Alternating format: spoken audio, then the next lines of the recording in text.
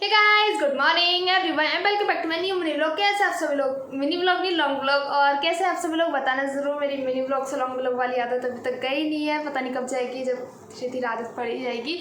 And आज का long vlog होने वाला है बहुत ही ज़्यादा मज़ेदार और बहुत ज़्यादा इंपॉर्टेंट भी, क्योंकि आपको जैसे कि पता है कि क्लास 10th एंड 12th के बोर्ड्स आने वाले हैं। 12th तो मैंने नहीं की है, लेकिन 10th मैंने की है। और 10th मैंने एक्सपीरियंस कर रखा है कैसा क्या होता है। और क्या कहते हैं, आपको जैसे कि पता होगा बोर्ड्स आने वाले हैं, तो 1-1.5 महीने बाद डेट शीट भी आ जाएगी। सो लास्ट टाइम मैंने किया था 10th, और आपको जैसे कि पता होगा मैंने 10th में स्कोर किया था 90%। तो मैं इस वीडियो में बताने वाली हूँ कुछ टिप्स एंड ट्रिक, और जो मैंने मिस्टेक की था वो आप ना करें वो भी मैं बताने वाली हूँ। और अभी काफ़ी महीने बचे हैं बोर्ड के लिए, जिसने पढ़ना स्टार्ट नहीं किया वो भी अपना काफ़ी अच्छा स्कोर कर सकता है। अगर अभी से ही अच्छे से पढ़ना स्टार्ट करे तो 90+ आराम से स्कोर कर सकता है। मैं तो पूरे साल पढ़ के 90% स्कोर किया था, बिकॉज ऑफ सब मिस्टेक्स जो कि मैंने बहुत ज़्यादा बुरी कर दी थी। अगर वो नहीं करती तो मैं आराम से 95+ स्कोर कर देती, लेकिन वो मुझे बाद में समझ आया कि मेरे को नहीं करनी चाहिए थी। तो आज के लॉन्ग व्लॉग में मैं यही बताने वाली हूँ कि आपको कौन कौन सी मिस्टेक नहीं करनी चाहिए, कौन कौन सी बुक्स लेनी चाहिए, क्या पढ़ना चाहिए क्या नहीं पढ़ना चाहिए, साइड बुक लेनी चाहिए या नहीं लेनी चाहिए, सब कुछ मैं इस लॉन्ग व्लॉग में बताने वाली हूँ। तो देखना पूरा, मत भूलना। पूरा देखने के बाद अगर पसंद आए तो वीडियो को लाइक कर देना, और चैनल पर नए हो तो please subscribe to my channel. So let's start. So सबसे पहली एंड जो सबसे इंपॉर्टेंट मिस्टेक है, बच्चे क्या करते हैं कि एनसीईआरटी को छोड़ के सारे सब्जेक्ट्स की बुक पढ़ते हैं, मतलब सारी साइड बुक्स ले लेते हैं, उनको पढ़ते रहते हैं और एनसीईआरटी भाड़ में जाने देते हैं, जो कि सबसे बड़ी मिस्टेक है। मैंने भी यही करी थी, मैंने सारी साइड बुक ले ली थी, बट मैंने एनसीईआरटी को अच्छे से नहीं पढ़ा था, स्पेशली साइंस की एनसीईआरटी को, जिस वजह से मेरे को साइंस में और हिंदी में कम मार्क्स आए थे। हिंदी का ही मैं अभी बताऊंगी, बट सबसे पहले बताने वाली हूँ मैं साइंस का। और साइंस में क्या कहते हैं, मेरे आए थे 85, जो कि बहुत ज़्यादा कम है। मेरी एक्सपेक्टेशंस बहुत ज़्यादा कम आए थे, मैंने 95+ एक्सपेक्ट किया था। एंड यही सबसे बड़ी मिस्टेक थी मेरी कि मैंने एनसीईआरटी की एक भी एक्सरसाइज सॉल्व नहीं की थी, सिर्फ मैंने साइड बुक की एक्सरसाइज सॉल्व की थी, और एनसीईआरटी में मैंने बिल्कुल भी ध्यान नहीं दिया था।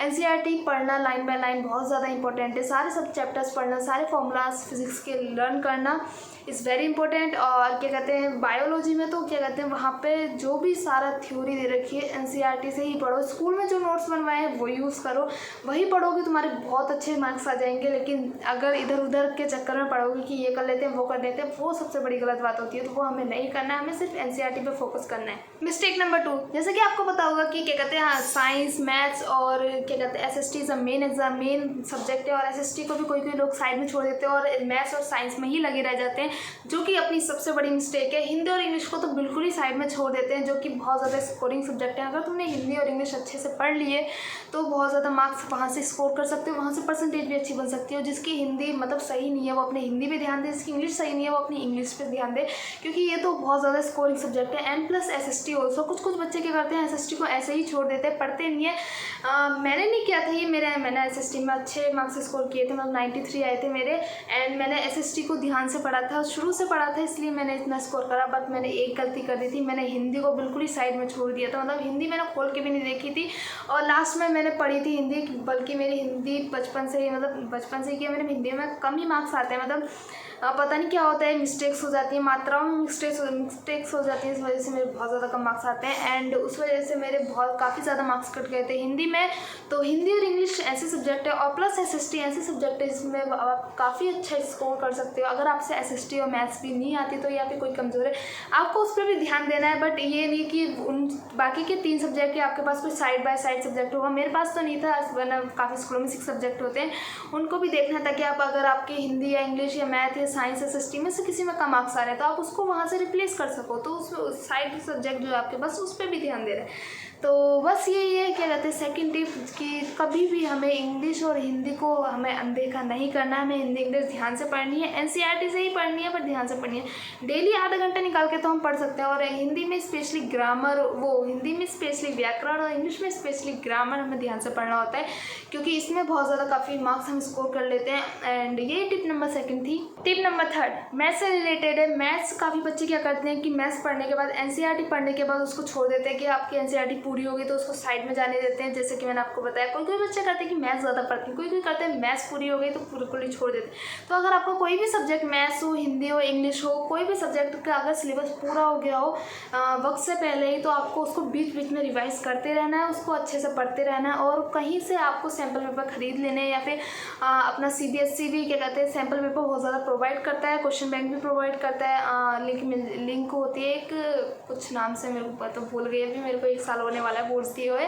तो वहाँ पे एक लिंक होती है जहाँ पे कि आपको सैम्पल पेपर भी मिल जाते हैं आसानी से, और क्वेश्चन पेपर भी मिल जाते हैं, प्रीवियस क्वेश्चन पेपर भी मिल जाते हैं। तो वो क्या कहते हैं सॉल्व करने आपको सब्जेक्ट को बिल्कुल ही साइड में नहीं छोड़ना है। उससे बेटर ये होगा कि उसको थोड़ा सा टच में रखना है, क्वेश्चन सॉल्व करते रहना है लगातार, एंड उसको थोड़ा बीच बीच के चैप्टर को थोड़ा थोड़ा लगातार रिवाइज करते रहना है। टिप नंबर 4 है SST से रिलेटेड। SST में हमें पता है कि मैप आता है आई थिंक 10 मार्क्स का आता है map, 5 marks geography and 5 marks history से। तो हमें वो भी देखना है, वो भी बहुत ज़्यादा ज़रूरी है, क्योंकि मैप जियोग्राफी का हम एंड मोमेंट में लेके बैठते हैं। ये भी मेरी एक सबसे बड़ी मिस्टेक थी कि मैं एंड मोमेंट पे जियोग्राफी के मैप्स लेने बैठी थी। जियोग्राफी और हिस्ट्री के दोनों मैप्स मैंने एंड मोमेंट पे, एंड नाइट पे किए थे, जो कि मेरी सबसे बड़ी मिस्टेक थी, वो कि मुझे नहीं करनी चाहिए। तो मुझे पहले से प्रैक्टिस करनी चाहिए थी। मैप्स जो होते हैं हम अक्सर भूल जाते हैं कि कौन सी प्लेस कहाँ आती है, फिर एक्सचेंज हो जाती है कभी कभार, जिस वजह से हमारे मार्क्स कट जाते हैं। तो हमें नहीं करना है ये, हमें मैप्स की प्रैक्टिस लगातार, मतलब आप दिन में सुबह आधा घंटा निकाल के, शाम को आधा घंटा निकाल के मैप्स की तैयारी कर सकते हो आराम से। तो डेली आपको में एक मैप्स जरूर फिल करना है, एक मैप की तैयारी जरूर करनी है, भले ही आप ज्योग्राफी से करें या हिस्ट्री से करें, आपको एक मैप जरूर करना है। Tip number 5, laziness. हम अक्सर क्या करते हैं कि अपनी पढ़ाई को अक्सर हम पोस्टपोन करते जाते हैं। जैसे कि अगर हम स्कूल से आएंगे तो अब पढ़ लेंगे, ऐसे ही पूरा दिन बीत जाता है, हमें बिल्कुल पता नहीं चलता, और रात को हम क्या करते हैं सिर्फ रिग्रेट करके सो जाते हैं। ऐसा मेरे साथ भी 1-2 नाइट में हुआ था, बट फिर मैंने ठान ली थी कि बोर्ड्स आने वाले, अब तो करना है, इसलिए मैंने पढ़ाई की थी प्रॉपर। आपको रात को कम से कम 12-1 बजे तक पढ़ाई करनी है, स्पेशली जब दिसंबर और जनवरी का टाइम चल रहा हो तभी, क्योंकि यही सबसे बेस्ट टाइम है। आप 2-3 महीने मेहनत कर लो कि उसके बाद आपको जितना सोना उतना आराम से सोना। बीच में 10th एंड 11th के बीच में गैप मिलता है, आप उसमें आराम से पूरे दिन सोना, पूरी रात सोना, किसी को कोई फ़र्क नहीं पड़ रहा। इसलिए आप क्या कर सकते हैं कि रात को 12-1 बजे तक पढ़ाई कर सकते हैं, जिससे कि आपको सारे सब्जेक्ट कवर करने में आसानी होगी। और अगर आपके कोई सब्जेक्ट वीक है तो आप उसको भी अच्छे से प्रिपेयर कर सकते हैं। हिंदी इंग्लिश जैसे सब सब्जेक्ट को भी आप थोड़ा ज़्यादा टाइम दे सकते हैं, और प्रॉपर टाइम टेबल बनाना चाहिए आपको कि हमें 2 घंटे ये पढ़ना है, 3 घंटे। टाइम टेबल वैसा नहीं कि क्या कहते हैं, अगर आप सुबह जैसे नेक्स्ट डे पढ़ने बैठ रहे हैं तो आपको क्या करना है कि क्या कहते हैं आज मेरे को ये पढ़ना है, आप ऐसा करके कर सकते हैं कि अगर आप सुबह सबसे पहले मान लो आपकी SST सबसे अच्छी है तो SST लेके बैठते हैं, तो सुबह आपको 2 घंटे SST पढ़नी है, उसके बाद 3 घंटे साइंस, जो भी आपको पढ़ना है वो पढ़ सकते हैं आप। और क्या कहते हैं आपको सबसे ज़्यादा है लेज़ीनेस को हटाना है, क्योंकि ये टाइम लेज़ीनेस का नहीं है, ये टाइम है पढ़ने का। इसमें पढ़ाई बहुत ज़रूरी है। इसके बाद आपको 1 महीने का टाइम मिलेगा, आप जहाँ जाएँ इंजॉय कर सकते हैं, जहाँ चाहें जा सकते हैं आप इस टाइम पे। जैसे कि आपको पता होगा दिवाली आ रही है, तो दिवाली पे जैसे मतलब ये बड़े फेस्टिवल पे आप आराम से सेलिब्रेट कर सकते हैं, बट जैसा कि होता है नॉर्मल डेज पे भी हम ऐसा करके पोस्टपोन करते जाते हैं और सो जाते हैं रात में, एंड क्या कहते हैं नेक्स्ट डे स्कूल चले गए, स्कूल में भी कुछ नहीं करा। स्कूल में हाँ एक चीज़ और, स्कूल में काफ़ी वक्त का हमें टाइम मिलता है जिसमें कि हमें पढ़ाई कर लेनी चाहिए। जैसे कि कोई स्पोर्ट्स का पीरियड होता है, या फिर तो आपको नहीं खेलना है स्पोर्ट्स में, या फिर कोई मैम नहीं आई है, कोई फ्री पीरियड है, किसी का सब्स लगा है आपके स्कूल में, तो आप उस टाइम पर अपना सारा रिवीजन कर सकते हैं, मतलब किसी चीज़ का रिवीजन कर सकते हैं, तो जो कि बहुत ज़्यादा ज़रूरी होता है। थोड़े टाइम से हमारा बहुत बड़ा टाइम मिल जाता है, और बहुत सारे सब्जेक्ट का हमारा रिवीजन भी हो जाता है, और बहुत सारे सब्जेक्ट ऐसे ही हमारे कंप्लीट भी हो जाते हैं। तो आपको ये सबसे पहले ध्यान देना है कि आप प्रॉपर रिवीजन कर रहे हैं, प्रॉपर टाइम पे कर रहे हैं, लेजीनेस को भगा रहे हैं, और यही सबसे ज़्यादा इंपॉर्टेंट है कि आपको लेजीनेस को भगानी है, और रात में आपको प्रॉपरली पढ़ना है, सुबह में प्रॉपरली उठना है। और अगर आप स्कूल मतलब बीच में आप ऐसे करके, एक टिप और देती हूँ कि बीच में आप स्कूल की छुट्टी भी मार सकते हैं। जैसे कि आपके स्कूल में कोई फंक्शन है या फिर कुछ है, तो आप उसको जाना अवॉइड ही करें, तो आपके लिए ज़्यादा बेटर है। जैसे कि आपको कोई क्या कहते हैं फंक्शन है स्कूल में, तो आप उसमें नहीं जाएँ, क्योंकि 11th में आपको वैसे ही बहुत ज़्यादा एक्टिविटीज़ मिलती है, बहुत ज़्यादा टाइम मिलता है। मेरे स्कूल में भी ऐसे ही होता है, हमें 11th में बहुत ज़्यादा एक्टिविटीज़ मिलती है। 10th वाले बच्चों को तो स्ट्रिक्टली मना कर दिया जाता है फंक्शंस वगैरह में आने का, जैसे एनुअल फंक्शन होता है, स्पोर्ट्स डे फंक्शन होता है, और बाकी के फंक्शन होते हैं, जैसे फाउंडेशन डे होता है, स्कूल का बहुत सारे फंक्शन होते हैं, इसमें आप जाना अवॉइड कर सकते हैं। और इस दिन आप छुट्टी लेकर अपने घर पर आराम से पढ़ाई कर सकते हैं, रिवीजन कर सकते हैं, एक्स्ट्रा टाइम दे सकते हैं आपकी पढ़ाई को। टिप नंबर 6, अगर आपने अभी भी अपने बोर्ड्स की पढ़ाई स्टार्ट नहीं किया, अपना सिलेबस स्टार्ट नहीं किया, तो आप जल्द से जल्द अपना सिलेबस स्टार्ट कर सकते हैं। सबसे पहले आपका प्रेफरेंस होना चाहिए एनसीईआरटी और पीवाईक्यूज, क्योंकि मैंने फर्स्ट टिप में भी बताया था कि आपको सबसे पहले एनसीईआरटी करनी है। आपकी एनसीईआरटी हो गई तो पीवाईक्यू करने, देन आपकी अपनी रेफरेंस बुक पकड़नी है, क्योंकि सबसे पहले ये एनसीईआरटी और पीवाईक्यू ही पकड़नी, क्योंकि मैंने अक्सर देखा था, मैंने पीवाईक्यू करे थे प्रीवियस 5 ईयर्स के। आपको प्रीवियस 5 ईयर्स के तो कंपलसरी करने, जो कि आपको कहीं भी मिल जाएंगी, आपके टीचर से मिल जाएंगे, ऑनलाइन मिल जाएंगे, कहीं भी मिल जाएंगे, किसी की वीडियो पे सर्च करोगे, यूट्यूब पे सर्च करोगे, गूगल पे सर्च करोगे, आपको कहीं भी मिल सकते हैं इजीली लास्ट 5 ईयर के क्वेश्चंस। एंड मैंने ये कई बार देखा है कि क्या कहते हैं, कई बार के मैंने लास्ट टाइम बोर्ड्स हुए थे तब में बहुत सारे क्वेश्चन रिपीटेड आए थे प्रीवियस ईयर के, तो प्रीवियस ईयर क्वेश्चन ज़रूर करने, क्योंकि वो बहुत ज़्यादा इंपॉर्टेंट है, क्योंकि उससे बहुत ज़्यादा रिपीट होते क्वेश्चन। वो मैंने देखे थे क्लास 10th में, अपने एक्सपीरियंस से बता रही हूँ, बहुत ज़्यादा क्वेश्चन स्पेशली साइंस में बहुत ज़्यादा रिपीट हुए थे। और मेरी वही सबसे बड़ी गलती थी कि मैंने पीवाईक्यू ढंग से नहीं करे थे, एनसीईआरटी ढंग से नहीं करी थी, बस इधर उधर भटकती रही, इधर उधर की रेफरेंस बुक देखती रही, लेती रही, जो कि मेरी सबसे बड़ी गलती थी। आप अपने लिमिटेड बुक्स में, लिमिटेड सप्लीमेंट्रीज में, लिमिटेड सामान में आप सारा सामान अपना मतलब अपनी बोर्ड की तैयारी अच्छे से कर सकते हैं। तो अपनी ये ना सोचें कि मेरे फ्रेंड के पास इतना है, मेरे फ्रेंड के पास ये पीवाईक्यू बुक है, ये सैम्पल पेपर है, ये है, वो है, ये रेफरेंस बुक है, ये आपको नहीं देखना है। आपको सिर्फ अपनी पढ़ाई पे फोकस करना है और अपनी चीज़ों पे फोकस करना है।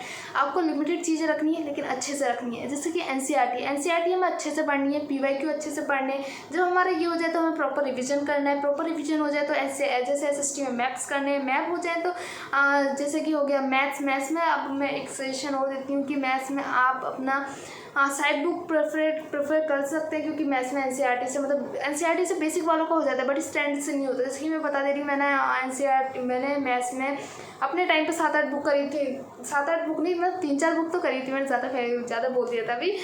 3-4 बुक करी थी मैंने, जैसे कि आर.डी. शर्मा हो गई, एंड मैंने विद्या करी थी, पीवाईक्यूज करे थे, और एक मेरे सर ने एक पूरी वो दी थी शीट 184 पेजेस की, जिसमें सारे सब्जेक्ट के क्वेश्चन थे, वो किए थे मैंने। बहुत सारी चीज़ें की थी, सैम्पल पेपर किया था, जो कि बहुत ज़्यादा इंपॉर्टेंट है। एंड में जाके अगर आपका सिलेबस कंप्लीट हो गया है तो आप प्रेफर करें कि आप सैम्पल पेपर करें, आप अपने क्वेश्चन लगाएं और देखें आपकी कहाँ गलती हो रही है, जिससे कि आपको बोर्ड से ही पहले पता चल जाएगा कि आप कहाँ गलती कर रहे हैं। और सबसे ज़रूरी है अपना प्रॉपर टाइम लगा के करें। जैसे 3 आवर का पेपर होता है नॉर्मली हमारे बोर्ड्स में, तो आप 3 आवर का साइड में टाइम लगाएं और अपना रूम बंद करके आप 3 आवर का प्रॉपर पेपर करें। एंड देन फिर उसके बाद 3 आवर बाद चेक कर दें, 3 घंटे के बाद चेक करें कि आपका पेपर में क्या क्या गलती है, क्या क्या गलत हुआ, क्या क्या सही हुआ, जिससे कि आप अपने बोर्ड्स में ज़्यादा अच्छे से कर सकते हैं, उस चीज़ पे ज़्यादा ध्यान दे सकते हैं। तो आपको ये चीज़ करना बहुत ज़्यादा ज़रूरी है। One more suggestion before tip number 7 कि आपको क्या कहते हैं, जैसे कि आपके स्कूल में एग्जाम हो रहे हैं बोर्ड्स और प्री बोर्ड्स के, तो आपको वो कंपलसरी देने। प्री बोर्ड्स जो होते हैं, मतलब बोर्ड्स तो नहीं होते, प्री बोर्ड्स होते हैं और हाफ ईयरली होते हैं, वो आपको देने, जिससे कि आपको पता चलता है कि आपकी प्रिपरेशन कितनी एक्सपेक्टेशन से आपके मार्क्स आ रहे हैं या नहीं।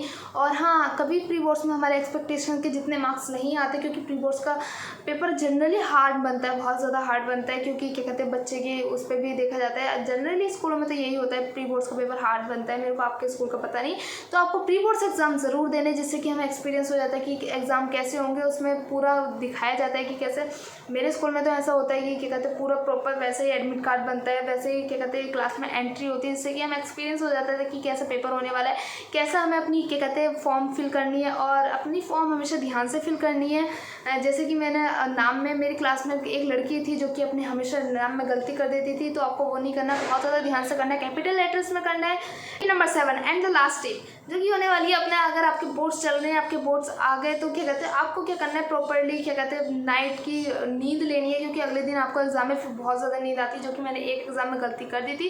देखिए जैसे कि मैंने आपको बताया कि मैंने एसएसटी के एग्जाम में मैप लास्ट नाइट पे किए थे, तो मैंने बहुत रात तक किए थे, जिस वजह से मेरे एसएसटी के एग्जाम में मुझे बहुत ज़्यादा नींद आ रही थी और मेरे सर में भी दर्द हो रहा था, जिससे कि मैं अपना एसएसटी का एग्जाम ढंग से नहीं लिख पाई थी। और एसएसटी के एग्जाम से कम एक्सपेक्टेशन थी मेरी, लेकिन अब मेरे अच्छे खासे मार्क्स आ गए एसएसटी में।